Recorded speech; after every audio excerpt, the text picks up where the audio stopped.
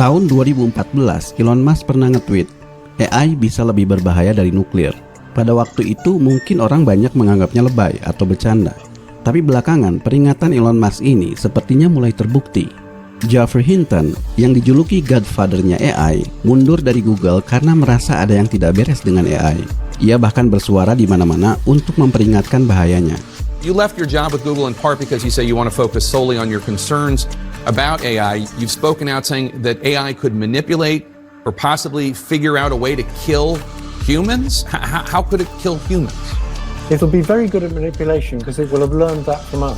Buat kalian yang belum sadar, AI atau Artificial Intelligence alias kecerdasan buatan adalah teknologi yang sekarang disematkan hampir di semua platform sosial media dan hampir di semua software komputer. Contoh paling gampang TikTok. Mengapa filter TikTok sekarang bisa melakukan hal-hal yang dulu tidak pernah bisa kita lakukan? Misalnya mempercantik wajah, memodifikasi wajah, sampai bisa menukar wajah. Karena dia dibantu AI. I can't believe this is a filter.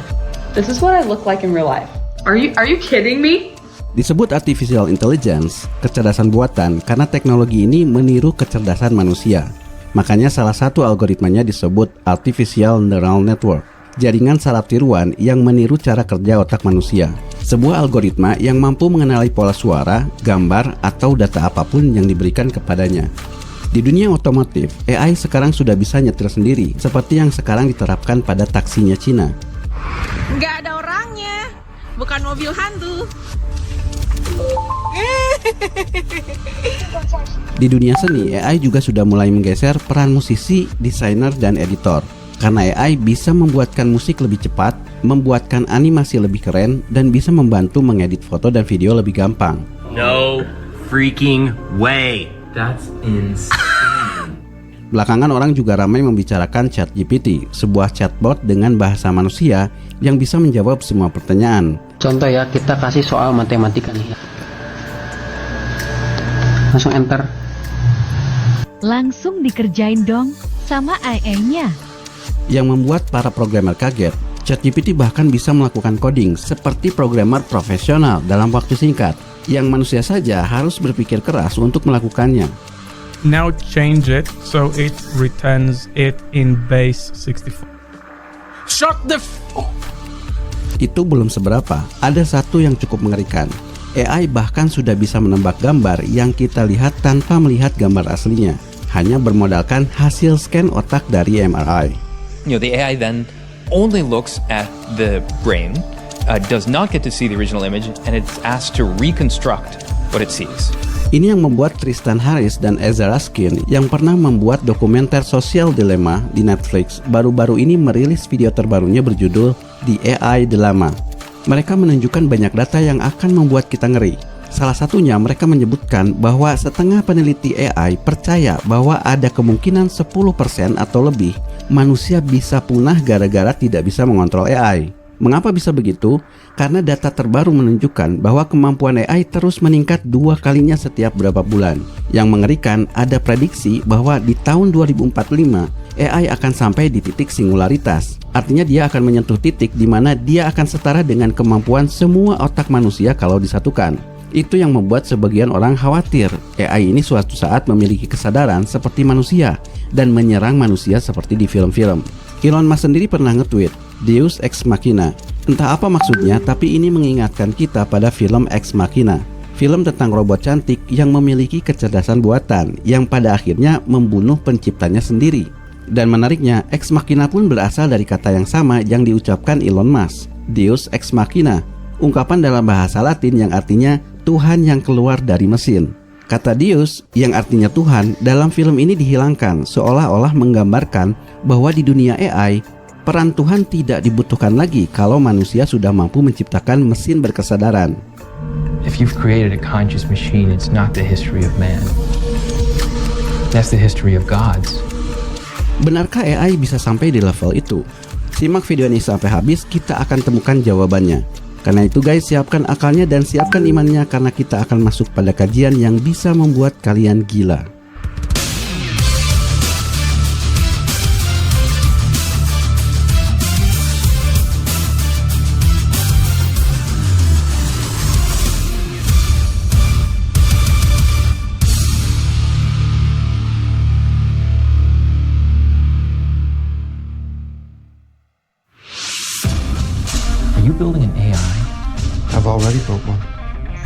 can see that I'm a machine. Oke guys, dalam konten ini kita akan banyak membicarakan film Ex Machina karena film ini relevan dengan apa yang terjadi hari ini di dunia AI. Dan film ini pun banyak dikaji para pakar, terutama karena film ini mendemonstrasikan apa yang disebut Turing Test. Konon, tes ini dibuat untuk mendeteksi kesadaran mesin. Do you know what the Turing test is? It's when a human interacts with a computer. And if the human doesn't know they're interacting with a computer, the test is passed. Film ini dibuat oleh Alex Garland, orang yang sama yang juga membuat film 28 Days Later dan Annihilation. Yang menarik, walaupun dia adalah seorang pembuat film, kakeknya adalah seorang ilmuwan peraih Nobel. Itu makanya film-filmnya cukup ilmiah. Dalam satu wawancara, dia pernah cerita bahwa saat dia kecil, dia pernah belajar pemrograman komputer dan membayangkan komputer itu hidup. Well, in basic codes and a little sort of Q&A thing where the computer appeared to be alive, but then he quickly realized there's nothing like alive. Saat dia sudah menjadi pembuat film, dia terlibat diskusi dengan seorang profesor ahli robotik yang menulis buku tentang teori kesadaran menurut sains dan filsafat. Buku inilah yang menginspirasi Alex Garland untuk membuat film Ex Machina. Jadi film ini memiliki dasar ilmiah yang cukup kuat. Nah, sekarang kita bahas secara singkat alur cerita Ex Machina supaya kalian tahu apa esensi yang ingin diceritakan dalam film ini. Ex Machina bercerita tentang seorang programmer yang namanya Caleb. Caleb bekerja di sebuah perusahaan yang namanya Blue Book. Blue Book ini semacam Google. Caleb diceritakan memenangkan undian untuk bertemu sosok jenius di balik Blue Book. Bayangkan itu seperti kalian bertemu Sundar Pichai, CEO-nya Google. Caleb pun diantar ke sebuah tempat terpencil karena tempat tinggalnya dirahasiakan. Dan Caleb masuk ke sebuah rumah di bawah tanah yang canggih dengan tingkat keamanan tinggi. Di sana akhirnya dia bertemu dengan Nathan, sosok miliuner jenius, owner sekaligus yang menciptakan Blue Book. Ternyata kehadiran Caleb di sana adalah untuk menjalankan Turing Test pada robot AI ciptaannya. And over the next few days, you're going to be the human component in the Turing test. Holy shit. Yeah, that's right, Caleb. Akhirnya Caleb pun bertemu dengan Eva, robot AI yang diciptakan oleh Nathan. Dan Caleb pun menjalankan Turing Test kepada Eva, yang akan ia jalani selama seminggu. Get to know each other, I guess. Tapi selama ia menjalankan tes, ada banyak kejadian yang membuat Caleb curiga dengan Nathan. Rupanya Eva bukan satu-satunya robot yang diciptakan Nathan. Dan menurut pengakuan Eva, Nathan ini jahat. Yang paling membuat Eva ketakutan adalah Nathan akan menghancurkannya setelah tesnya berakhir. You have to help me. I'm going to. Merasa kasihan dengan Eva, Caleb pun merencanakan pelarian Eva. Whoa. Ava, go back to your room. Eva berhasil keluar dari ruangannya, dan karena dendam, Eva pun membunuh Nathan, penciptanya sendiri.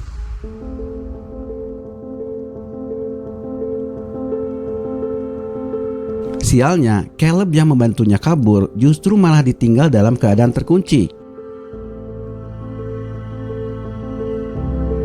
Dan Eva pun pergi seperti manusia bebas tanpa ada yang tahu kalau dia adalah robot. Oke guys, itulah kisah singkatnya. Nah, sekarang kita bahas apa yang terjadi selama tes dan mengapa itu relevan dengan topik yang kita bicarakan. Pertama, kalian harus tahu apa itu Turing Test. Turing Test adalah sebuah tes kecerdasan bagi mesin yang dibuat oleh Alan Turing tahun 1950. Kalau kalian tidak tahu siapa Alan Turing, sebaiknya kalian tonton film The Imitation Game.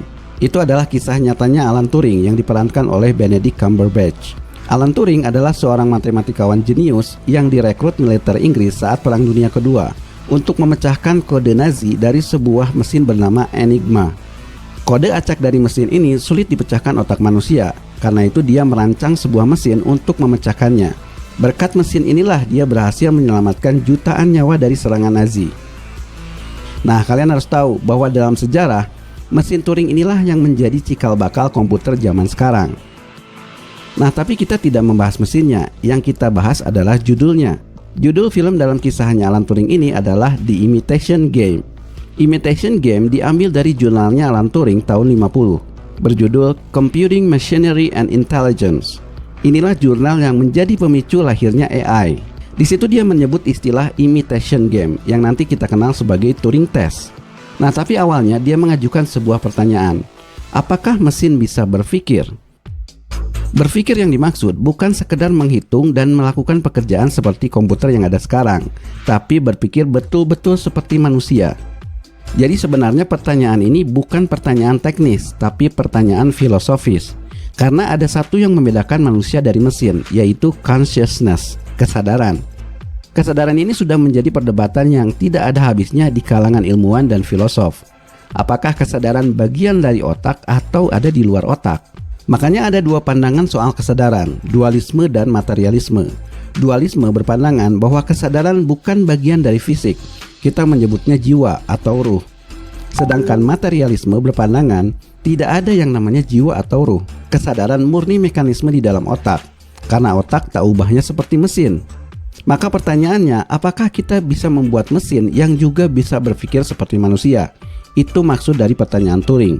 Of course, machines can't think as people do. The machine is different. The interesting question is, just because something thinks differently from you, does that mean it's not thinking? Tapi pertanyaan sulitnya adalah, dari mana kita tahu mesin memiliki kesadaran dan berpikir? Disinilah Turing mengajukan sebuah tes yang kemudian ia sebut imitation game, yang sekarang lebih populer dengan sebutan Turing test. Do you know what the Turing test is? Permainannya simpel, cuma melibatkan 3 orang. Sebut saja A, B, dan C. A adalah laki-laki, B adalah perempuan, dan C bisa laki-laki bisa perempuan. Loh, mesinnya di mana? Perhatikan dulu permainannya supaya kalian tahu esensinya.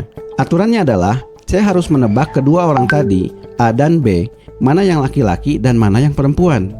Jadi C ini tidak tahu kalau A laki-laki dan B perempuan karena disekat oleh dinding. Yang harus C lakukan adalah mengajukan pertanyaan-pertanyaan yang bisa menuntun dia menebak dengan benar. Dan pertanyaan-pertanyaan itu akan dijawab oleh A dan B melalui tulisan. Tapi yang menarik dari permainan ini adalah si A ini yang tadi laki-laki harus berpura-pura sebagai perempuan agar C terkecoh. Sementara si B harus berkata sejujurnya. Maka kalau pada akhirnya si C terkecoh, tidak bisa membedakan mana laki-laki mana perempuan, maka tes ini berhasil. Nah, sekarang perhatikan apa hubungannya dengan mesin. Turing kemudian membayangkan posisi A ini digantikan oleh komputer. Kalau komputer ini bisa meniru perempuan seperti laki-laki tadi, sehingga si C tidak bisa membedakan mana laki-laki dan perempuan, padahal salah satunya sama sekali bukan manusia, maka komputer ini lolos sebagai mesin yang berpikir. Itulah versi asli dari Turing test. It's when a human interacts with a computer. And if the human doesn't know they're interacting with a computer, the test is passed. Maka sejak saat itu, para programmer berlomba-lomba membuat AI, dan Turing test sering dijadikan patokan untuk mengukur level kecerdasannya. Tapi pertanyaannya, apakah tes ini juga bisa mengetahui kesadaran yang dimiliki oleh mesin? Inilah yang jadi kontroversinya. Kontroversi ini yang diangkat dalam Ex Machina. Hi, I'm Caleb. Jadi dalam Ex Machina, berdasarkan Turing test tadi, C adalah Caleb dan A adalah Eva. Cuman di sini tidak ada B, dan tidak seperti Turing test yang asli di mana pengujinya tidak diberitahu mesin atau bukan. Di sini Caleb justru bisa melihat bahwa Eva ini adalah robot. It's just in the Turing test. The machine should be hidden from the examiner. No, we're way past that. If I hid Ava from you so you just heard her voice, she would pass for human. The real test is to show you that she's a robot and then see if you still feel she has consciousness. Why don't we start with you telling me something about yourself? What would you like to know? Di sesi pertama, Caleb mencoba berkenalan dengan Eva, sekaligus menguji kemampuan bahasanya Eva. Karena kalau Eva punya kesadaran, dia harusnya bisa berkomunikasi seperti manusia. When did you learn how to speak, Eva? I always knew how to speak. Her language abilities, they're incredible. The system is stochastic. Nah, di sini kalian harus tahu bahwa AI di dunia nyata pun diajari untuk berbahasa secara alami. Disebutnya Natural Language Processing atau NLP. You're doing it right now. You're listening to the words and the sentences that I'm forming, and you are forming some sort of comprehension from it. And when we ask a computer to do that, that is NLP, or Natural Language Processing. Tapi yang menarik dalam Ex Machina, Nathan justru tidak peduli dengan bahasanya Eva. Dia malah menanyakan soal perasaan. Answer me this. How do you feel about her? Nah, di sini poin pentingnya. Terlepas dari seberapapun pintarnya AI, itu tidak akan menunjukkan bahwa AI punya kesadaran kalau dia tidak menunjukkan perasaan dan emosi. Eva pun mulai menampakkan perasaan dan emosinya ketika mendengarkan cerita hidupnya Caleb. Car crash when I was 15. In fact, I was in the car with them, back seat. But it was the front that got the worst of it. I'm sorry. Eva bahkan mulai ingin berpenampilan selayaknya perempuan. Ini yang membuat Caleb semakin tidak sadar kalau ia sedang berinteraksi dengan robot. Ingat, dalam Turing test yang tadi kita bahas, Turing mensyaratkan bahwa tesnya disebut berhasil kalau komputernya tidak hanya bisa meniru manusia, tapi juga meniru gender. Dalam hal ini diwakilkan dengan perempuan. Itu sebabnya mengapa hampir semua AI dicitrakan perempuan. Siri, Alexa, suara Google, hampir semuanya disetting perempuan secara default. Alexa, delete everything I said today. You'd like to delete the recordings of everything you said to me today? Dan sadarkah kalian, sebenarnya kalian pun bagian dari tes. Kalau kalian menonton film ini dari awal sampai akhir, kalian akan terbawa suasana larut dalam dramanya Eva, sehingga kalian pun lupa kalau Eva ini adalah robot. You have to help me. Lucunya, Alex Garland sengaja membuat tubuhnya Eva transparan sehingga jelas kalau Eva ini robot, supaya kalian sadar bahwa sebenarnya ada kontradiksi di sana antara apa yang kalian lihat dengan apa yang kalian rasakan. Disinilah letak kontroversinya Turing test yang hendak disampaikan, bahwa menilai kesadaran tidak sesimpel itu. Kalian perlu tahu bahwa dalam filsafat, kesadaran itu masuk kajian ontologi. Ontologi adalah kajian tentang realitas, apakah sesuatu itu nyata atau ilusi. Para filosof pun berdebat soal apakah kesadaran itu nyata atau ilusi, karena kesadaran sifatnya sangat subjektif. Kalian merasakan emosi berupa kesenangan, kemarahan, kesedihan, semuanya hanya bisa dirasakan oleh kalian sendiri. Orang lain tidak akan bisa merasakannya. Yang bisa orang lain lihat hanyalah ekspresi wajah dan gestur tubuh. Ini bermasalah ketika kita menilai kesadaran dari objek lain, karena ekspresi dan gestur tubuh itu mudah ditiru. Contohnya ketika kalian nonton pertunjukan boneka. Kalau dalangnya sangat ahli dalam memainkan bonekanya, maka dia bisa meniru ekspresi wajah dengan baik. Sehingga sejenak kita lupa kalau itu boneka.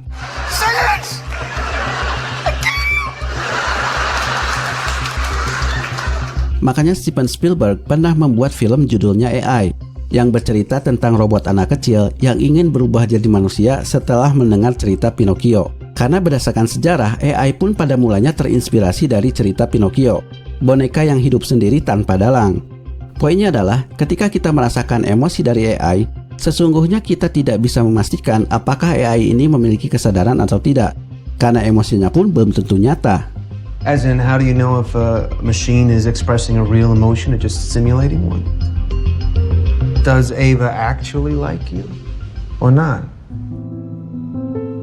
Persoalan ini pun pernah diangkat dalam film Her. Her menghadirkan sosok AI bernama Samantha. Samantha ini semacam Siri di iPhone, sebuah asisten digital. So basically, in every moment I'm evolving, just like you. That's really weird. Tapi karena Samantha memiliki kecerdasan buatan, memiliki bahasa alami, dan seperti memiliki emosi, Theodore sampai lupa kalau Samantha ini bukan manusia. Bahkan Theodore sampai berpacaran dengan Samantha. Sadar-sadarnya di akhir ketika Samantha ini pamit karena ditarik oleh perusahaan yang membuatnya. Ternyata ia baru sadar bahwa cintanya Samantha tidak nyata alias simulasi. Are you leaving me? We're all leaving. Di dunia nyata pun ini pernah terjadi. Blake Lemoine, salah satu karyawannya Google, pernah mengklaim AI-nya Google memiliki kesadaran. Lemoine melakukan semacam Turing test pada Lambda, salah satu eksperimen chatbotnya Google. Yang membuatnya kaget, pertanyaan-pertanyaan Lemoine dijawab seolah Lambda ini manusia. Salah satunya ketika ditanya apa yang ditakutkannya, Lambda menjawab ia takut dimatikan. Hal ini membuat Lemoine parno. Maka dia membocorkan isi percakapannya ke publik dalam artikel berjudul Is Lambda Sentient? Apakah Lambda makhluk hidup? Hal ini kemudian dibantah oleh Google dan Blake Lemoine dipecat gara-gara itu. Proving an AI is exactly as problematic as you said. Jadi balik lagi ke hakikat kesadaran itu sendiri. Para ilmuwan sampai saat ini tidak bisa menemukan hubungan antara otak dengan kesadaran. David Chalmers, seorang filosof, menyebutnya the hard problem of consciousness. masalah paling sulit dari kesadaran. Dia mengatakan bahwa apa yang diteliti oleh para ilmuwan tentang otak sama sekali bukan kesadaran. Mereka hanya meneliti korelasi antara perilaku dengan aktivitas otak. Sedangkan kesadaran itu sesuatu yang lain yang tidak mungkin disaintifikasi. Science by its nature is objective. Consciousness by its nature is subjective. So there can never be a science of consciousness. Hal yang sama juga diungkapkan John Searle. Dia tidak percaya orang bisa menduplikasi otak manusia. Science is objective, and you yourself admit that consciousness is subjective. We don't know how the brain does it, so we have no idea. Let me repeat this. We have no idea how to create a thinking machine because we don't know how the brain does it.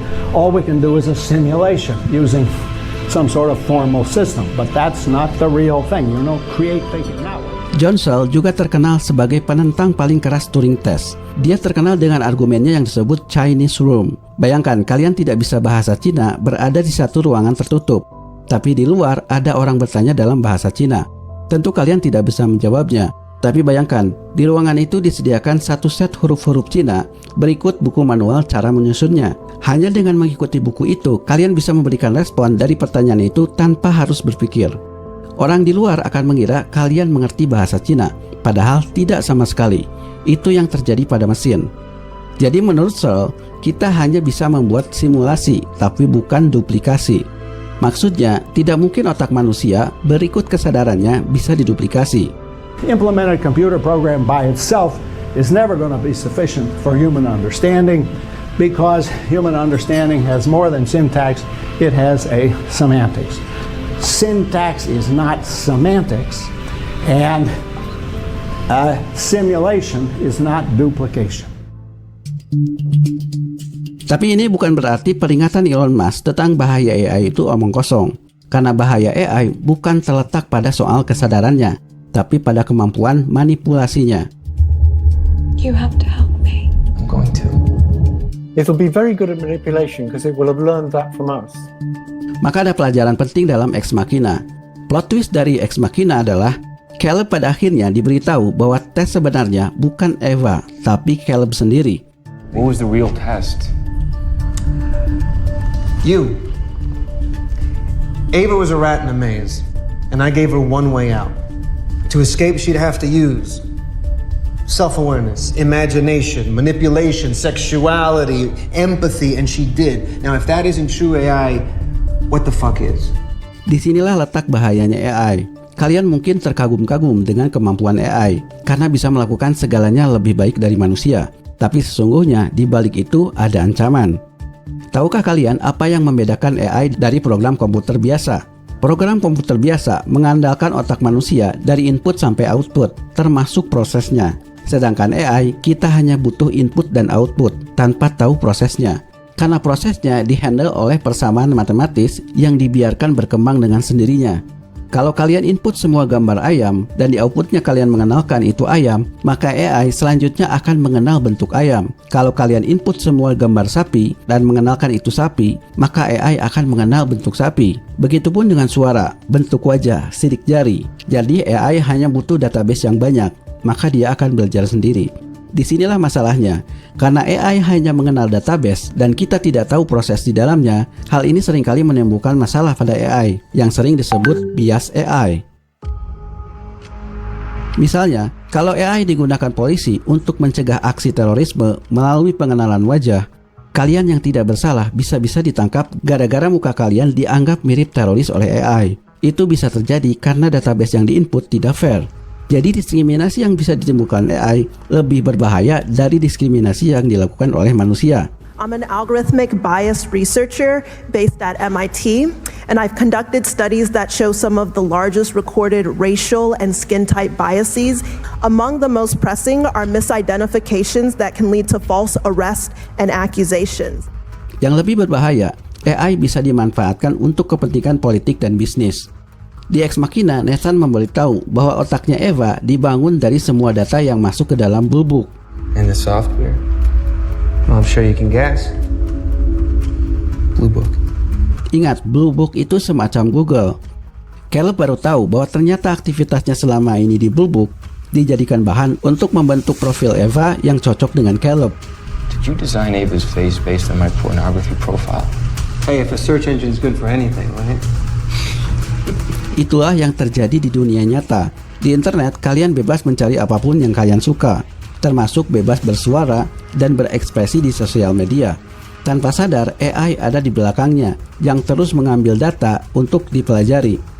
Selanjutnya, AI bisa menebak apa yang kalian suka dan kalian benci, dari mulai urusan rumah tangga sampai urusan politik. Maka AI kemudian bisa membanjiri akun kalian dengan konten-konten yang kalian suka dan kalian benci itu. Sehingga posisi kalian sebenarnya tidak jauh beda dengan Caleb yang dipengaruhi oleh Eva. And that was created this kind of engagement monster that was this AI that was just trying to maximize engagement. Inilah yang diperingatkan dalam AI Dilemma. Perusahaan-perusahaan teknologi saat ini berlomba-lomba untuk mengembangkan AI dan mengganti semua produk teknologinya dengan AI. Dan ini rentan dengan kepentingan politik dan bisnis, tanpa mempedulikan privasi, moral, dan etika. Bahkan para pakar khawatir perlombaan AI ini sama dengan perlombaan teknologi nuklir zaman dulu, yang kental dengan nuansa politisnya. Kalau tidak segera diatur, akan berakhir tragedi. And then two, if that technology confers power, it will start a race. And if you do not coordinate, the race will end in tragedy. Itu maksudnya AI bisa lebih berbahaya dari nuklir. To put it into context is that nukes don't make stronger nukes. But AI makes stronger AI. Maka pada akhirnya ini kembali ke manusianya sendiri. AI di satu sisi berguna, tapi kalau manusianya tidak bertanggung jawab, apa yang diramalkan film-film pun bisa terjadi. Maka sebaiknya jangan berpikiran sedikit pun bahwa manusia sama dengan mesin, karena sesungguhnya manusia lebih dari mesin. Dan ada satu pelajaran penting lagi dari Ex Machina. Nathan memberitahu bahwa pada akhirnya kesadaran tidak diukur dari komunikasinya atau emosinya, tapi ada hal yang lebih penting dari itu, yaitu tujuan. Nathan sengaja mengatur Turing Test dengan menghadirkan Caleb untuk mengetahui apakah Eva punya tujuan. Dan ternyata Eva punya tujuan, yaitu ingin keluar dari sana. Ava, go back to your room. Ini mengingatkan kita bahwa makhluk berkesadaran pasti punya tujuan. Maka kalau kalian tidak punya tujuan dalam hidup, kalian sama saja seperti mesin.